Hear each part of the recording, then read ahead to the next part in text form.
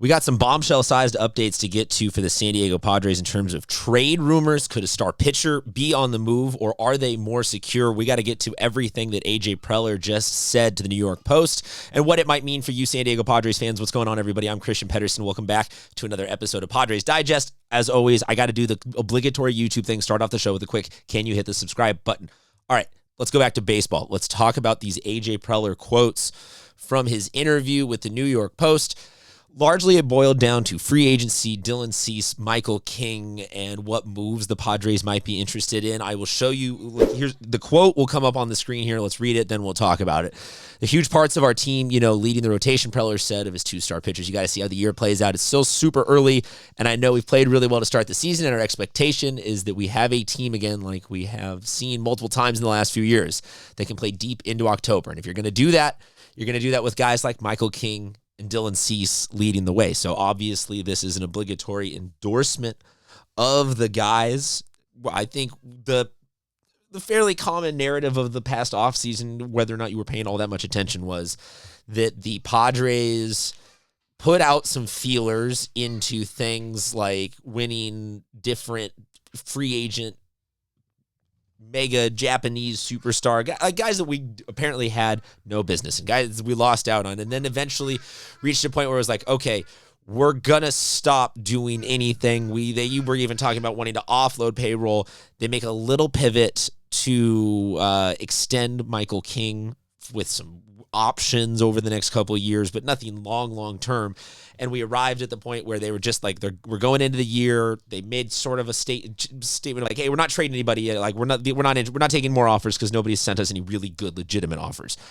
I think that a statement like this does not rule out the option of moving them still. And that's where we hadn't talked about this in a couple weeks. So let's talk about it. Padres are a couple weeks in now to the 2025 season, and I'm curious for you guys, so drop a comment below as we kind of go through this debate. Have you changed your opinions? Have you stopped thinking about the trade situation? Where are you in general on some of those offseason narratives of, is Cease or King the better guy to extend? Do we need to hold both of them? How do we handle both of them with the expected impact of the luxury tax? Can the Padres afford both of them? Is it time to trade one or the other or some sort? There's just a million ideas we're bouncing off. So let me know what you think a couple of games in the Padres should do. Let me just show you the stats where we're at. We'll start. I showed you video first of Dylan Cease. Let's go with Dylan Cease. Here are this season's numbers, last season's numbers, and career numbers for Cease. This is the sample size that I like to use when quantifying the talking about players. 1-1 with a 6 ERA. That's not fantastic. A lot of strikeouts. That's good. There's also been a fair amount of walks. These runs are not coming unearned through the variety of Padres defense letting him down in 1-0 games. Cease has been touched up a little bit, but he's always been the boomer bust fancy stuff. But if it's not overwhelming on a day, people are going to get some hits off of him. So that's kind of where he's at. Michael King, we'll show you here, having himself a pretty solid start. Obviously his complete game, almost no-hitter that he threw, part of this fantastic start for him. I think he, in my opinion, and I've put other videos out there stating this, I think he has moved into the spot of ace of this rotation. Maybe spiritually, Yu Darvish still retains that just being the veteran until he is done. But looking at this right now, I think my opinion has maybe changed a little bit from preseason and now. I probably had Cease 1, King 2 in terms of how I liked the lineup, but now I'm definitely King 1, Cease 2. I like what I see. Bringing up some, let's bring up some Michael King, Dylan Cease video in a little bit here. Looking here over at the rest of that quote from AJ Preller, and I'm reading this. He goes, you got to have guys like that. So I think he likes guys like King and Cease. So I come back to this. I say looking at the Padres, and we've got other videos breaking down all the injury situations and all the depth issues and all the offensive issues. Out the gate, they were hitting really well. They were winning a ton of those games in a row at home because they were hitting a ton of, like, really, really well. With Cronenworth, with Merrill, with the compilation of guys that are going on the IL, the Padres' depth issues are being exposed. But I think that it's also, though, showing that, like, that lineup, when it was out there, when it was rocking, we could get some wins with a wider variety of guys on the mound. And I think that, just maybe, hear me out, Cease might be in that fine zone where you try to come up with the two different mentalities of, is this a guy who is outright just dominant and can get back to that form? We just got to lock him down, give him time. By the end of this season, into next season, over the course of 5 years of a contract, he'll pan out to be more of that guy rather than less of that guy.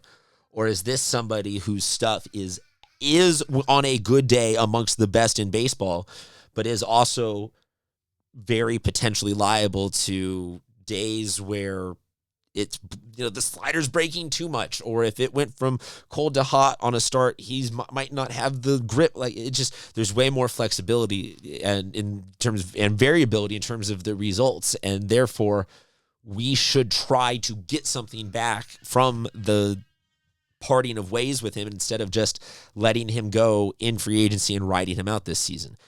It's a very finite thing to me because he is very good, and there is a rationale behind, if we hold on to him, if we beat the Dodgers, win to the NLCS, World Series, we do all that, and he goes, the season can still be a success. If we lose him to unrestricted free agency and we just don't get anything for him, what we got for him could be a fantastically deep run that will always be something that we cherish amongst franchise history. So there's a lot of variability. There's a lot of uncertainty. That's why I want you guys to drop a comment. But I think King has locked himself down with, obviously we have the literal options we can try and take with him over the next 2 years that the team has organized already in his contract restructuring. But you want to re-sign that to a longer-term deal. I think you make him the guy. Darvish probably has a lifetime opportunity to be a Padre. They will want to re-sign him. His arm, Father Time will catch up to him. I don't wish ill on him. I would never wish ill on anybody, but eventually all pitchers do succumb to it. And I think that Musgrove is coming back, obviously, from a surgery that sometimes guys come back great from, sometimes guys come back the same from, some guys come back a little bit less from. We will see. He'll be a good pitcher, but he fits perfectly then into that. Is he a 2 to 3 to 4? Pivetta, we've got a video on him. He's looking. What I'm trying to say is that the starting rotation, I think, and this might be blasphemy, so drop a comment, I think it could survive losing Dylan Cease. Or at least it wouldn't go down too many notches. So I think that right now, I've switched my opinions, but this report, I don't think it was concrete enough to rule out that there might still be some deals on the table available. When I see them saying wanting to be in a position to add, that could be wanting to add by subtraction of potential money spent. I don't know. There's a lot of ways to interpret that, but that's just kind of where my brain is at. You guys let me know what you think. Keep Cease, keep King, based off what you've seen this season. Trade one of them, trade both of them, trade none of them. Anything. Send them back down to AAA. Maybe that's what you believe. Let me know in the comments. And like I said at the beginning, if you could please hit the subscribe button, it would be much appreciated. We'll talk to you guys soon.